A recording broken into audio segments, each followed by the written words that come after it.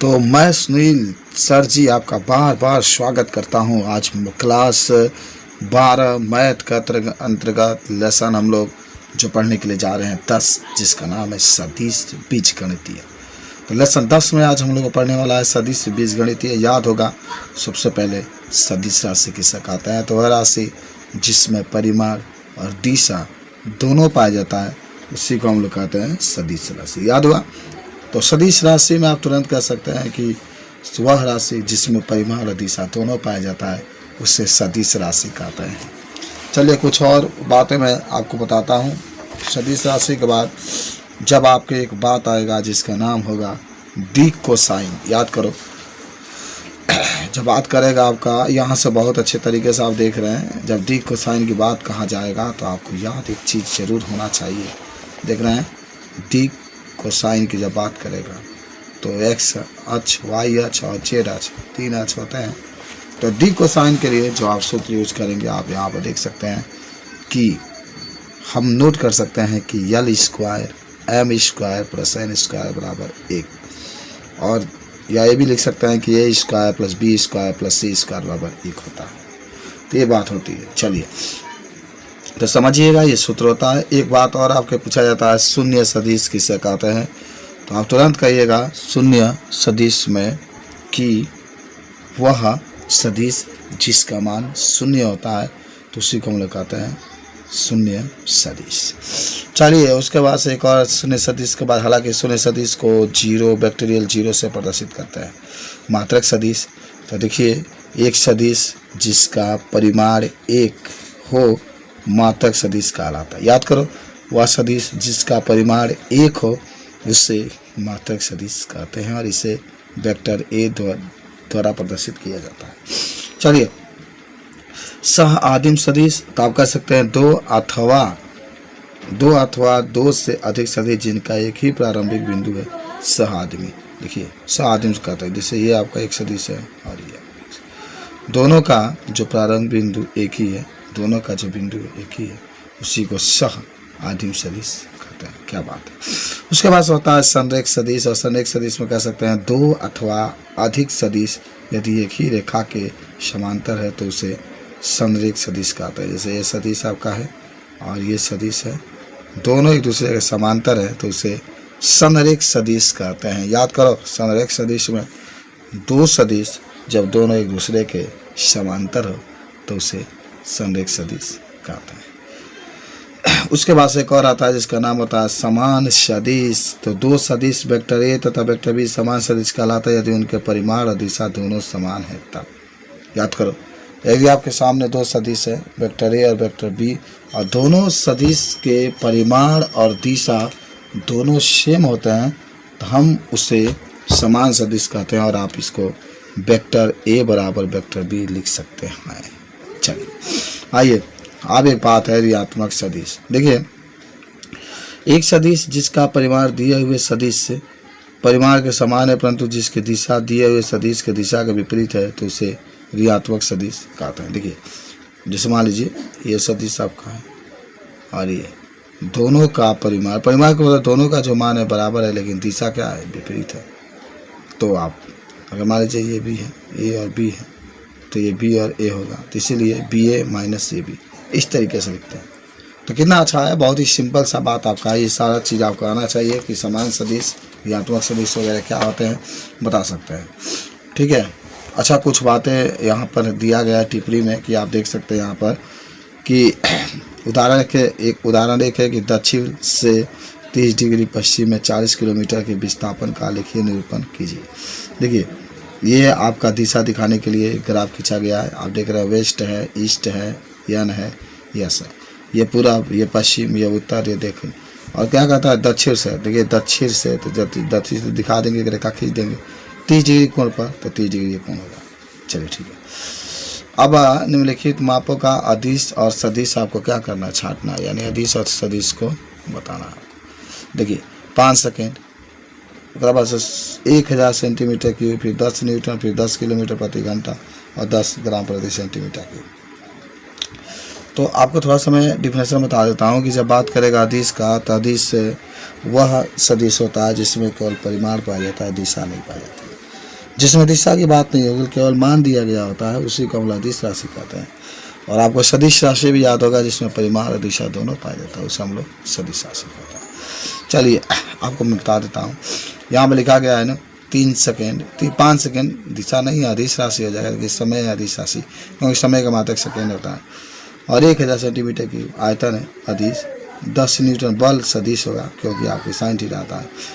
10 kilometre प्रति घंटा, ये भी आपका अदिश है। 10 ग्राम प्रति सेंटीमीटर की, ये भी अदिश है। और 20 मीटर पर सेकेंड उत्तर की ओर ये सदिश है, क्योंकि उत्तर की ओर बात करती है। समझ गए? आगे चलिए, उसके बाद एक और उदाहरण आप देख सकते हैं। उदाहरण नंबर 3 की आकृति 10.5 में कौन सा सदिश संरेख है, समान है, सह आदि में।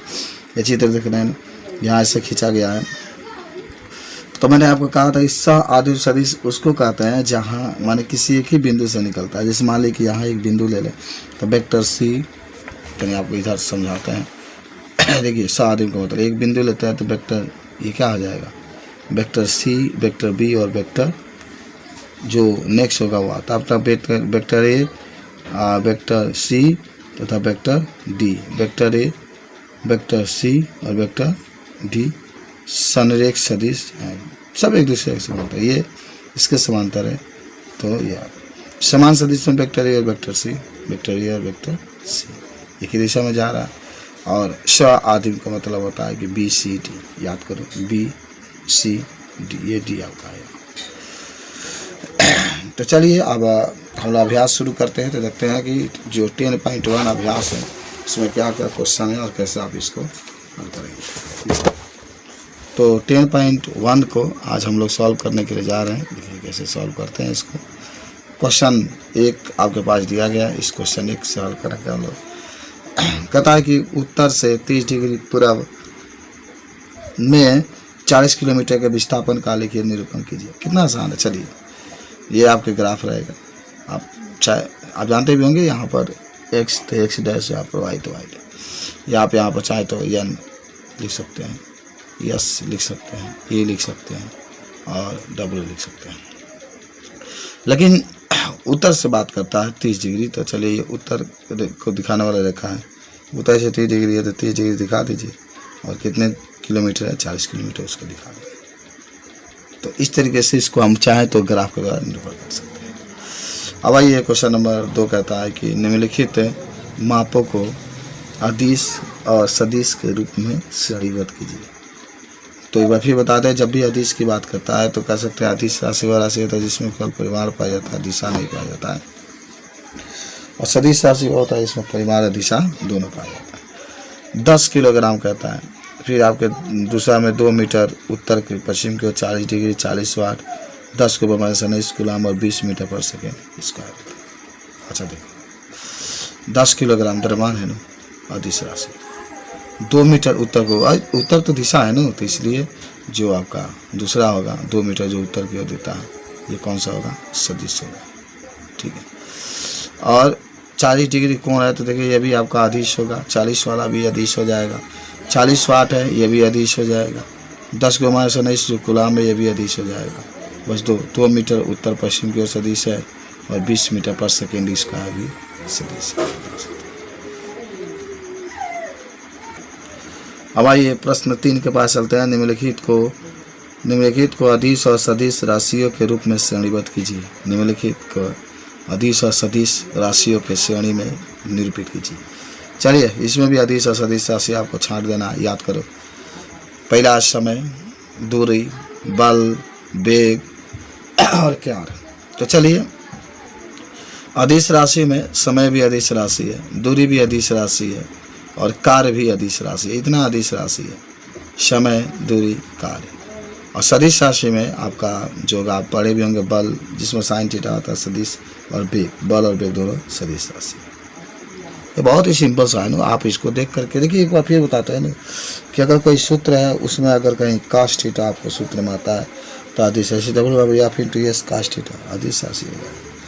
और जिसमें साइन थीटा आता है वो सदिश राशि आ जाता है। तो ये चीज बता सकते हैं, अदिश राशि सदिश। चलिए अब नेक्स्ट क्वेश्चन नंबर हम लोग 4 पर चलते हैं। कहता है कि संलग्न आकृति में निम्नलिखित सदिशों को पहचानिए। ठीक है, आकृति दिखा रहा है, उसमें आपको कहा है संलग्न आकृति में निम्नलिखित सदिशों को पहचानिए। पहला सह आदिम सदिश, दूसरा समान सदिश। तो आइए देखते हैं।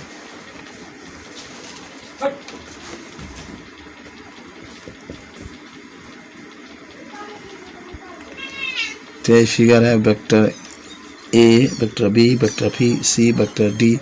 तो पहला सह आदिम सदिश से जो एक ही बिंदु से निकलता है, तो आप बता सकते हैं यहाँ पर कि वेक्टर ए और वेक्टर बी, देखिए ये एक बिंदु है ना, वेक्टर बी भी निकल रहा है, वेक्टर ए भी निकल रहा है, तो वेक्टर ए और वेक्टर बी हो जाएगा। दूसरा समान सदिश में जिसकी दिशा सेम है, तो डी और बी हो जाएगा, तो वेक्टर डी और वेक्टर बी। संरेख परंतु असमान, संरेख है परंतु असमान है, तो वेक्टर ए और वेक्टर बता सकते हैं आप, यहाँ पर संरेख है तो वेक्टर ए और वेक्टर सी ये बता सकते हैं। चलिए उसके बाद से आते हैं क्वेश्चन नंबर हम लोग 5 के पास। तो 5 नंबर में कहता है कि निम्नलिखित के उत्तर सत्य अथवा असत्य के रूप में दीजिए। कुछ प्रश्न है जिसका उत्तर हमें सत्य और असत्य के रूप में बताना है।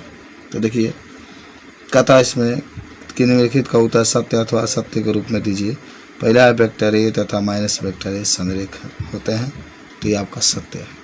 ठीक है, संरेख होता है ना, ये वेक्टर ए है और ये वेक्टर ए, दोनों संरेख होते हैं। तो दूसरा कहता है कि दो संरेख सदिशों का परिमाण सदैव समान होता है, असत्य है। कोई जरूरी नहीं है कि दो संरेख सदिश हैं तो उसको हम परिमाण जो निकालेंगे बराबर है, अलग अलग भी आ सकता है। तीसरा समान परिमाण वाले दो सदिश संरेख होते हैं, समान परिमाण वाले दो सदिश संरेख होते हैं, असत्य है। और 4 नंबर है कि समान परिमाण वाले दो संरेख सदिश समान होते हैं, ये भी आपका असत्य है। तो इस तरीके से आज हम लोगों ने जो 10.1 है उसका अध्ययन किया। आगे 10.2 का अध्ययन दूसरे वीडियो में करेंगे। तब तक के लिए धन्यवाद।